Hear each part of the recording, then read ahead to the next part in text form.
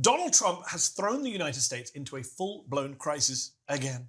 Between blatantly ignoring the Constitution to now taking over the DC police and deploying the National Guard, yes, the National Guard, to the nation's capital, these days it feels like both our media and political class are letting him get away with it.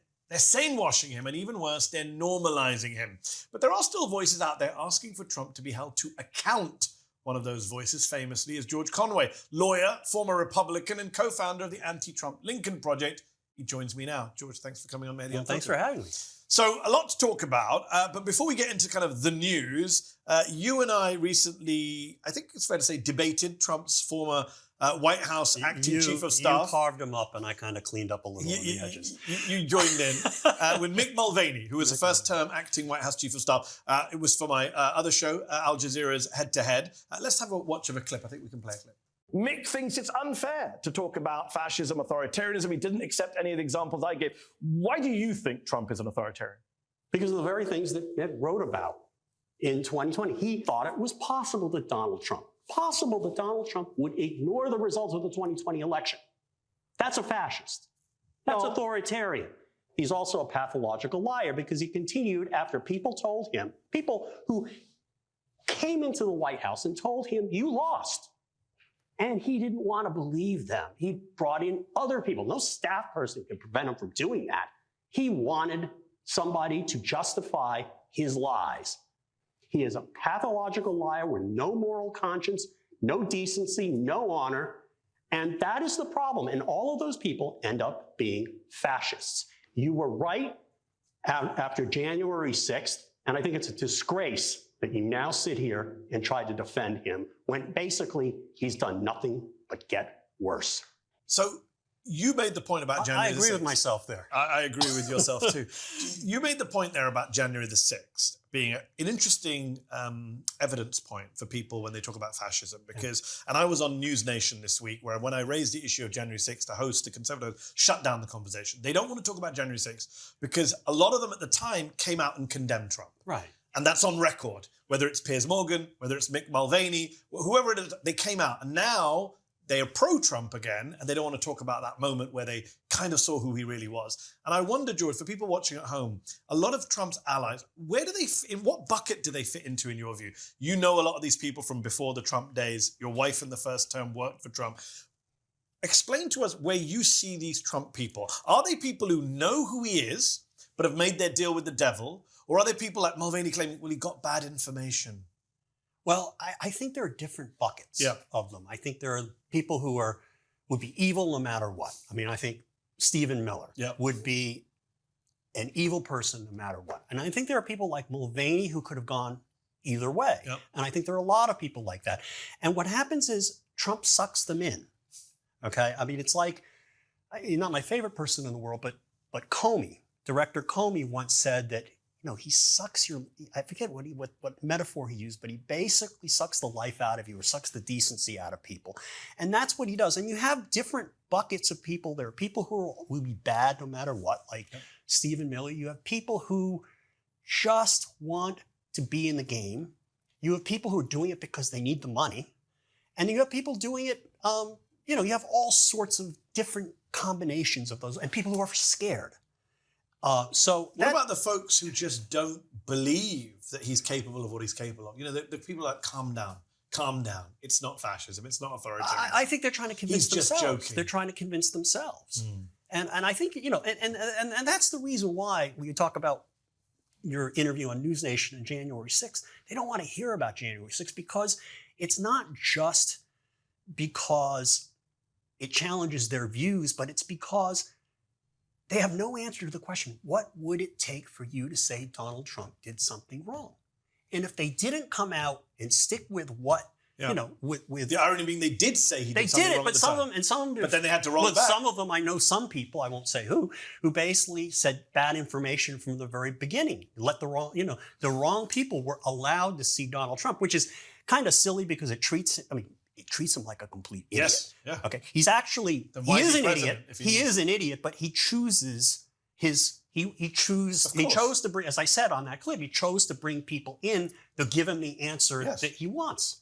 So he chose to have the My Pillow guy right, advising the him My Pillow guy on right. the election outcome Right. rather than the Department of Justice or intelligence agencies. So on the subject of how serious the threat from Trump is, we are now more than, 7 months into a Trump second term. You and I were warning about authoritarianism last year when people were saying, well, we survived Trump once. And so many people, even on the left, said to me, we survived Trump once, we can survive him again. He is now, he has in the past sung the praises of Viktor Orban of Hungary. Since coming to office, he's really cozied up to Nayib Bukele, the El Salvadorian authoritarian. He sent migrants to his prison camps. He said, maybe we should send American citizens there as well. Do you think he sees these countries, these small, whatever you want to call them, tin pot dictatorships or wannabe tin pot dictatorships, the Hungaries, the El Salvadors, as a model for the United States? Liking this video? Then don't just watch, hit like, share, and subscribe. And tap the bell so you never miss a video or live show. But if you want early access to exclusive content, then you have to head to zeteo.com and subscribe now. You'll be supporting fearless, independent journalism.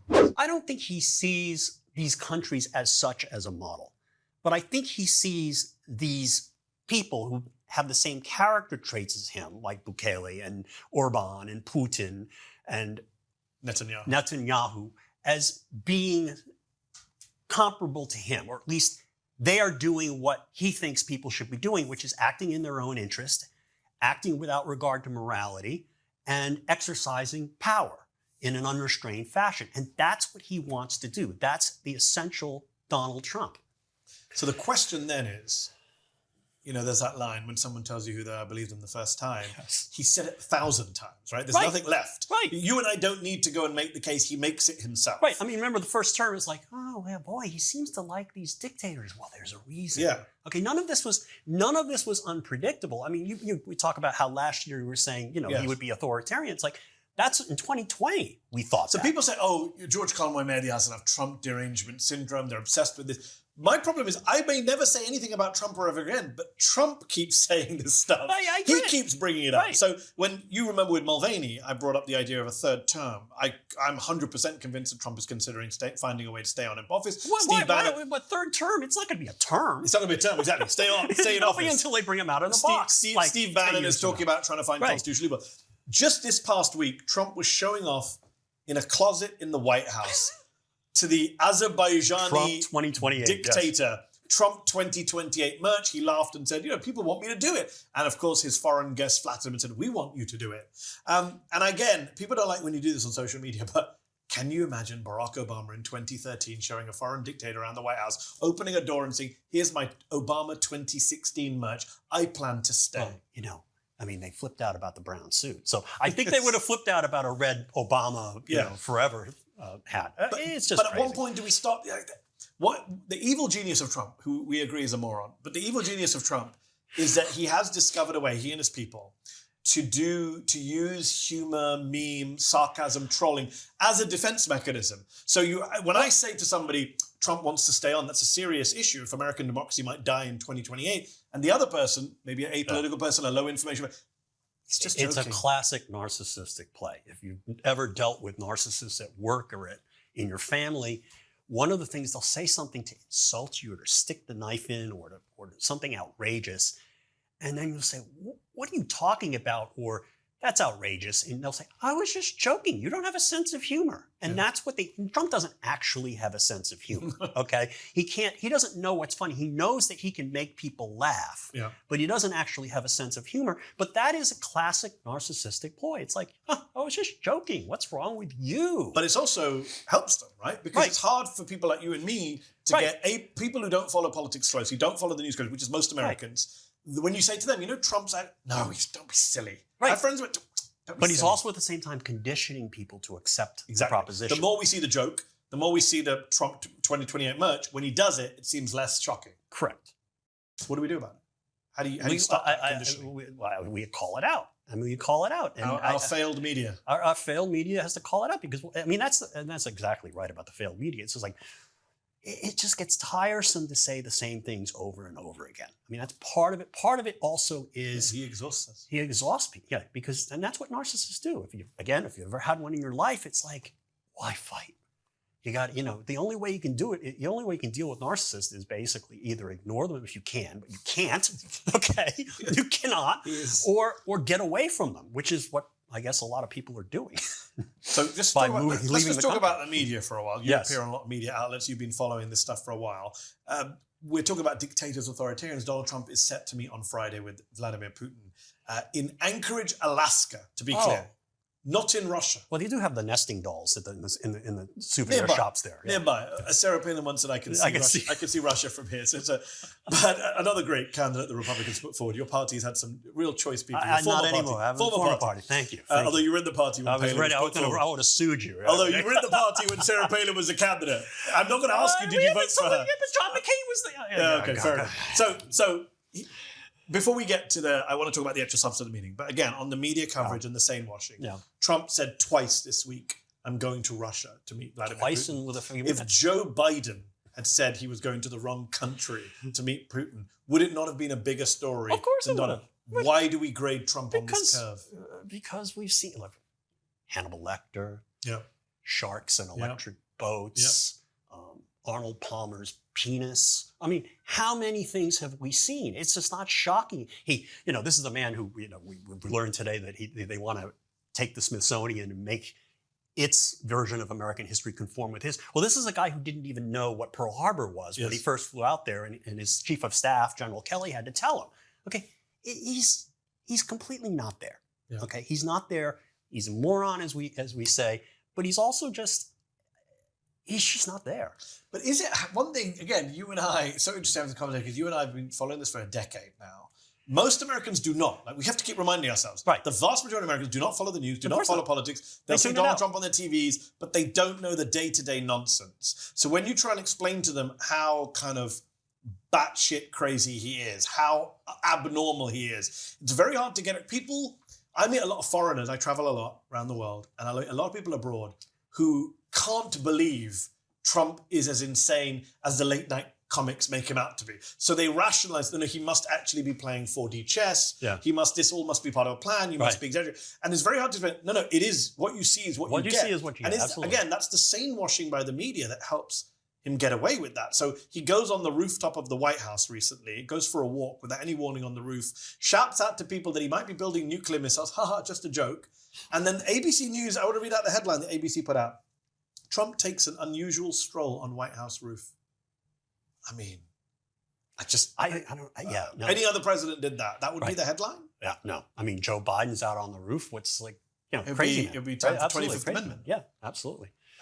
Do you think that, and people keep asking me this question, I'm interested in your perspective as an outsider who's not someone who's been a journalist, but obviously has interacted with the media for many years. Is this cowardice from the US media, or is it complicity from some of the corporate owners who we know want to get in good with Trump, or is it a mixture? It's a mixture. Again, it's sort of like the categorization of the Trumpers.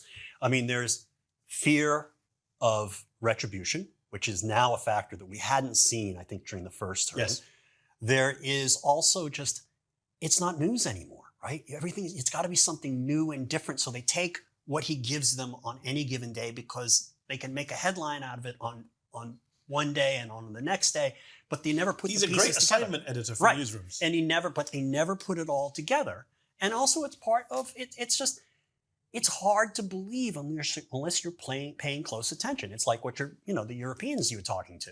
Yeah. It's just really, really, really hard to believe. One thing he's thrown out to get the news agenda, and it's worked, and some people say it's a distraction from Epstein, but it's also his authoritarian tendencies. He's deploying the National Guard to Washington, D.C., to this city, to combat crime. He claims it's out of control, even though all the official statistics show that violent crime is down. It's at a 30-year low. In fact, Trump himself was bragging, his administration was bragging in April, May of this year that crime was down 26%. Lower than it was during the first term, and they didn't do this in the first term. They didn't call the National Guard then. Yeah. Again, is this, you're going to say a mixture, but I do want to put the options out. Is this all of the above? Is this a distraction by a man who knows how to set the media and get them to do it? Is this a power grab by Donald Trump, he's talked about sending the military to other cities, and guess what? They're all major blue cities. Surprise, surprise. All of the above. I mean, they clearly want to do this. We saw a memo that Greg Sargent of the New Republic obtained. They want to do this in the major cities. He always wants to engage in performance art with respect to blue cities, never mind, someplace in Alabama or Mississippi or Jackson, someplace in Florida. He wants to do that. And then something, he watches something on TV. We were talking about that before. He'll see something and that triggers him, and then he says, let's do this. And that was the beating up of big balls. And then, of course, he does absolutely need something to talk about other than Epstein. So it's all of the above. So it's all of the above. But the most serious part of it, but I don't think, again, it's not 50-dimensional chess. It's just impulse. And in the moment. The impulse is guided by, this is why I try and explain to people, it's not just him, right? This is an administration. Right. So there are other people using him for their own ends. Right. So I was on TV this week on the Piers Morgan show with Mike Huckabee. Mike Huckabee is a Christian evangelical who wants to bring about end times prophecy in the Middle East, wants the Jewish people to rebuild the temple, the Messiah to come back. Like, he has a clear vision of what he wants from Middle East policy. Donald Trump has never read the Bible, has no idea about any of this stuff. He thinks it's a real estate play. but my point is, Donald Trump put Huckabee in that position. Right. Huckabee is using it for what he wants to use it Right. for. Stephen Miller has a very clear vision of what he wants to do with immigration policy in this country. Donald Trump probably doesn't. He just wants to build a wall. Right. But Miller is using the administration. There are people around him who are playing the chess. The 2025, the Project 2025 people want to Elon basically Musk and destroy the Doge. government. Right. Everybody's got their own agenda. So there are people around him playing that chess, even if he's not. And RFK with vaccines and MAGA, whatever. So they all see him as this useful person. They put him up and they just work around him and get their shit done. Absolutely. But they also, they try to please him in advance. They try to do things that they think will make him happy so that they can advance their own power in the power structure and then advance their own agenda or their own interests. And this has always been true. It was true in the first term. My favorite example of this was, I think 2019, he visited, I think it was Memorial Day or something he visited whatever fleet is in the Pacific and the home base in Japan. And John McCain. The USS John McCain was there, and then the White House military office, without talking to anybody, calls up the Pentagon and says, we've got to hide this destroyer. Yeah. Because it'll trigger the president. Right. You don't want sailors walking around with John McCain, USS John McCain hats. You don't want the bunting. They sent all the sailors, put them on leave, and hid the ship. But it wasn't a Trump order. But it wasn't a Trump order. And then it became a controversy. The Wall Street Journal reported it. And then they asked Trump about it. He says, well, it was a good idea. That was good thinking on their part. I mean, always quite part out loud. Just on you said the mixture of things for DC, just return to DC. Obviously, there's a mixture of factors. Right. But the one that sticks out most, if we care about our democracy, is the use of the military on the streets of America. Right. He's done it in LA. Right. He became the first president since the 1960s to send the National Guard into a state against the advice or consent of the governor, Gavin Newsom. He did that in LA. He's now doing this in DC. DC obviously doesn't have a governor, can't resist him. He wants to extend it to New York, Chicago, Oakland, Baltimore, all very blue cities, all very non-white cities. Right. Is he laying the groundwork for relying on the military much more come the next elections? I mean, we know that General Flynn, during the last time round when My Pillow guy was in the White House, General Flynn was with him and he was openly saying, let's have martial law. Second term, is he getting to do all the things he really wanted to do in the first term? Yeah, I think he's getting to follow through on all the impulses that he tried to act on during the first term, but people said, you can't do that. Building a moat around, I forget, alligators and so on and so forth. But now they have alligator Alcatraz. Military on the streets, though, is a real... But again, I don't think it's 50-dimensional chess. He's not thinking, this is great. We can declare martial law and I can be president for life. Maybe he thinks that, but I don't think he thinks that way. I think But you don't think it's a grand plan for someone like a Stephen Miller thinking, I can use Donald Trump I think other to people, use the military to do what I've always wanted to do. I think they have their own agendas, and I think other people just don't care. They just want to, they want to improve their status in life by being a cabinet official and flying on planes or doing crypto or whatever the hell they want to do. And with Trump, it's just, for him, it's both performative. He has to be the center of attention because he's a narcissist. And it's also power seeking. And that's the malignant part of the narcissism, the sociopathic part. It's power play. He wants to exert control over anyone and everything. And that inexorably leads to what we're seeing now and would lead someday to the use of military force against people who, don't want to see him reelected for a third term he's not entitled to. You are a former Republican. Former Republican. I've been former for 7 years. So Stuart Stevens, who's a fellow co-founder of the Lincoln Project with you, whenever I speak to Stuart, he's very honest about how it's not just about Trump. It is about the party. Yes. And the party wasn't just taken over. these impulses were in the party. He said, I didn't see it. I didn't see the racism. I should have seen the racism. I should have seen the authoritarianism. Is that your view too, that the Republican Party, even when you were voting for John McCain, a more quote-unquote moderate Republican, this MAGAism, Trumpism was always there? In hindsight, it absolutely was. And I think too, I would say, I knew there was an element of it, right? But it was like every political party or every large or has a fringe, okay? And I didn't think that a fringe of the party would take over and turn the party into basically a statist government expanding government. I mean, It's not very small C conservative. It's not small C conservative. He's taking a 15% it's not classical cut. liberal. He's taking a 15% cut from NVIDIA chips to China. It's basically turned it into a mob organization. Yeah. That was inconceivable to me. But yes, I mean, there are people like you'd go to a kind of a right-wing confab and you'd get all types. You'd get people who are just pure, we're going to make, Reagan. Yes. Reagan-esque. They were like innocents, basically, compared to these people. And then you've got the people who were, they were kind of the crazy evangelical types. It was a coalition. It was a coalition of lots of different things. And you could see it. Barack Obama once said that there's a straight line from Sarah Palin to Donald Trump, the appointment of Sarah Palin. That was a precursor to Trump. I think it was one of the canaries in the coal mine. Okay, let's put it that way. You could pick a lot of other. In hindsight, it's very easy to go back. She was propped up by John McCain, Bill Kristol, all these. Because they thought, she looked good on TV. Opened the door. She was a woman, and then Before we finish, we've got to talk about the Epstein issue. Yes. MAGA is being torn apart in some ways. It's toned down a little bit recently by the whole Trump-Epstein relationship. Pam Bondi refusing to release the files. Bill Clinton was impeached over an affair with Monica Lewinsky. This is a way bigger scandal than Tan suit or even Bill Clinton impeachment. Donald Trump may be, and he denies all wrongdoing, we have no evidence of wrongdoing, may be implicated in some of the worst, certainly a friend and ally of one of the worst sex criminals in modern American history. We don't know if he did any wrong. We don't know what's in the files. We know his name is being redacted from the files by government officials, by FBI agents who've been diverted to do this work. You're someone who studied American history. You followed a lot of political scandals. Am I wrong in saying this could be, if we ever get to the bottom of it, the biggest American political scandal of all? Look, I think the biggest American political scandal at all is that this man is there. Yes, okay? Agreed. This is just. But in terms of what presidents have been... He's a convicted criminal. But in terms of what presidents have been accused of... Well, he's a convicted criminal. Yeah. He encouraged people to riot on Capitol Hill.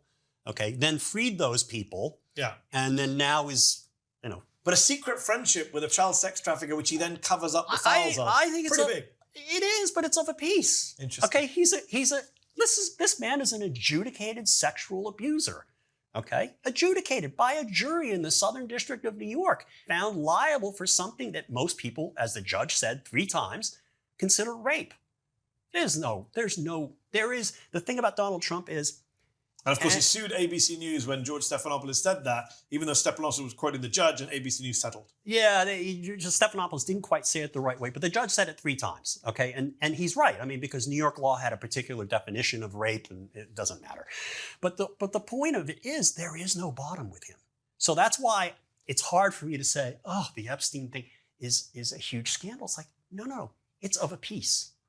It's part and parcel of the most evil man ever to surface in American politics. One last question about the evil man. I know it's a question that you must get bored of. It's a question I asked you when I was at MSNBC and I first interviewed you. But for new viewers watching Mehdi Unfiltered at Sateo and say, George Conway sounds like he's speaking a lot of sense. I agree with that guy. But wasn't he a Republican? Didn't he once almost get a job from Trump? Wasn't his wife Trump's campaign manager? All the above. How did you get Trump so wrong in 2016? And when was the moment? Explain to our viewers that you realized you'd gotten Trump wrong. When was the light bulb moment? I think there were a bunch of light bulb moments. I think it was sort of like your European friends.